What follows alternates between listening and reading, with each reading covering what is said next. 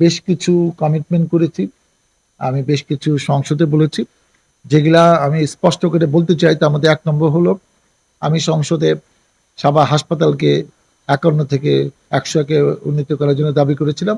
ইতিমধ্যে প্রধানমন্ত্রী সিদ্ধান্ত নিয়েছেন যে প্রত্যেকটি উপজেলা ৫১ সদস্য শয্যা বিশিষ্ট হাসপাতালগুলোকে ১০০ হবে। আমরা সেই তালিকাও দেখেছি, আর সেখানে সাভার স্বাস্থ্য কমপ্লেক্সে তালিকাভুক্ত হয়েছে।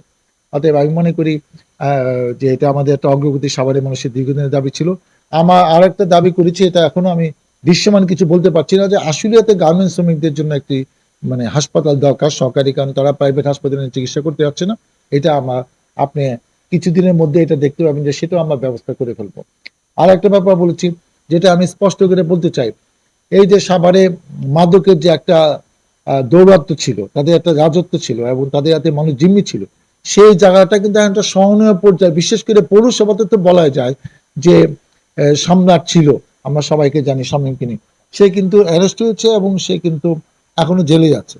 এবং তার আশেপাশে আরো কয়েকজন যাদের উপর ভরসা করে চলতো, এরা অনেকে পলাতক কাছে, ২-১ জন গ্রেপ্তার হয়েছে।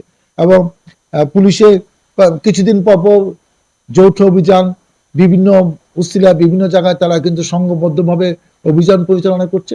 এখন কিন্তু মাদক র্যান্ডম, আগে যেরকম ওপেনলি বিক্রি হইতো, মাদক সেবন করতো অনেক জায়গায়, সবাই গোপনে টোপরে এবং অনেক জায়গায় সহনীয় পর্যায়ে আসছে।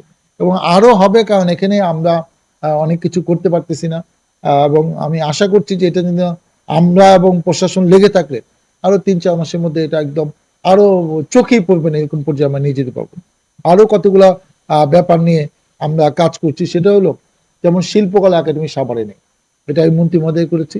আমরা একটা জমি দেখছি, আমি আশা করি যে সামনের মাসে আমরা জমি একটা বের করে ফেলবো, সরকারি জমি, এবং সরকার সেখানে মন্ত্রী, আপনি শুনবেন যে আগামী সংসদে কিংবা এর আগেও মন্ত্রী হয়তো সাভারে এসে প্রতিশ্রুতি দিয়ে যাবে যে আমরা একটা শিল্পকলা একাডেমি করবো। আমার আরেকটা ইচ্ছা আছে, সাভারে একটা জনসাধারণের জন্য পার্ক থাকা।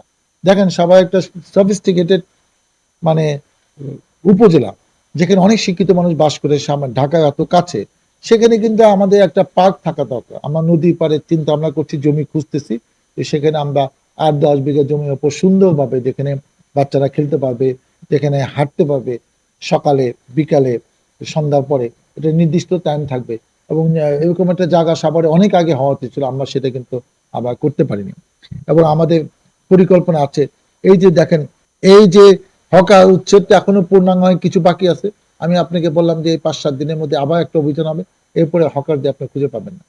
এবং সর্বশেষ যেটা হলো, এই যে ঢাকার যে রাস্তা, এই যে এগুলাকে এমনভাবে পরিকল্পিত করা হয়েছে, আজকে রাজাসন থেকে যারা সাভার বাজারে যাবে, তবে কতটা ঘুরে সেখানে যেতে হচ্ছে। তাদের হয়তো আন্ডারপাস থাকতে হবে, ওই দিকটা ভিতর দিয়ে সে চলে যাক। পৃথিবীর সভ্য দেশের সব জায়গায় আছে, একটা মূলবরকে বাইপাস করার জন্য হয় ওভারপাস থাকে না আন্ডারপাস থাকে, এটা কিন্তু নাই। ডিপার্টমেন্টকে দিয়ে আবার নতুন করে রাস্তা কিছু ভেঙে টেঙে ঠিকঠাক করতে হবে। আমি যেটা মনে করি যে আমরা বাজারে বাজারে প্রতি বছর সরকারিভাবে এই বাজারটাকে টেন্ডারের মাধ্যমে দেওয়া হচ্ছে, মানে অন্য একজনকে দায়িত্ব দেওয়া হচ্ছে, লিজ দেওয়া হচ্ছে, কিন্তু সেখানে যে টাকাটা নিয়ম আছে, সেই টাকাটা উল্লেখযোগ্য অংশ প্রতি বছর সেখানে উন্নয়ন কর্মকাণ্ডে ব্যয় হবে। এখানে কোনো টাকা কিন্তু ব্যয় হচ্ছে না। আমরা যদি কোটি কোটি টাকা প্রতি বছর, মানে কোটি টাকার উপরে ডাক হয়, সেই ডাকে কোনো টাকা যদি বরাদ্দ না হয়, তাহলে বাজারটা এই টাকাগুলো নিয়ে কি করতেছে? এইটা নিয়ে আমরা এখন থেকে এটা নিয়ে আমরা ডিসি সাহেবের সাথে আলাপ করি, যে এটা উল্লেখযোগ্য 50% টাকা আমাদের এখানে বরাদ্দ দিয়ে এই বাজার থেকে, যে বাজার থেকে টাকা দেয় সেই বাজার উন্নয়ন হবে না, এটা আমরা মানতে পারি না। এবং এটা কোনো পরিকল্পনা, মনে হচ্ছে এটা একটা এমন স্বাধীন দেশ, আপনি যাইছে তাই বাড়িঘর বানায় এটা নিয়ে এমন অবস্থা করছে।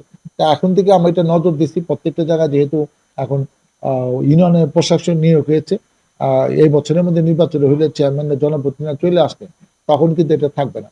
ইতিমধ্যে আপনারা দেখছেন যে অনেক জায়গায় কিন্তু জলাবদ্ধতা কমার জন্য আমরা রাস্তাগুলা, এবং এখন থেকে সিদ্ধান্ত হয়েছে যে রাস্তায় আরসিসি ঢালাই করবে সেই রাস্তার জন্য মিনিমাম 10 বছর থাকে। আর সেকেন্ড হলো, এইটার সাথে ড্রেন থাকতে হবে।